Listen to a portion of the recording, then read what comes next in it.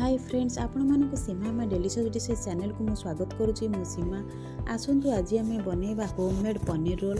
प्रथमे गोटे बाउल नबा, 2 चम्मच दही, 1 चम्मच सोरिष तेल, 1 चम्मच अदा रसुण पेस्ट, कस्तूरी मेथी, गरम मसला, काश्मीरी चिली, 1 चम्मच लेंबू रस, आवश्यक अनुसार हळदी लुण पकाई भल भाव मिक्स करदेबा।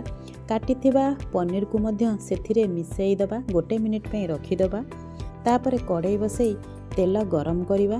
तेल गरम हो गले पनीर को पकाई भाजीदेबा, जेपरी मसला सबू पनीर सहित लागी जिवो।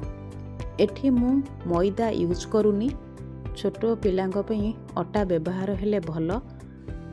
रुटी बेली दे सेथिरे ऊपरे घी मारिदेबा, ताकू लंबा लंबा करी काटी राउंड करदेबा। राउंड करके लाछा परोटा भली बेली दबा। तावा बसाई सेथिरे लाछा परोटा को पकाई एपट सेपट घी मारी सेकीदेबा। तापरे मझिरे चिली सॉस मारी सेथिरे पनीर को पकेइबा। काटिथिबा टमाटो और पियाज को मध्य मझिरे देबा।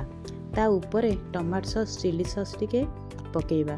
ताकू आमे राउंड पनीर रोल परी ताकू गुड़ेई देबा। एबे आमर प्रस्तुत होई गला पनीर रोल। आपण माने मध्य निश्चय घरे ट्राए करिवे। मु एठी बेसी किछि सॉस किछि यूज करूनी, आपण चाहिले भी मध्य व्यवहार करि परिबे। राग भी बेसी करूनी।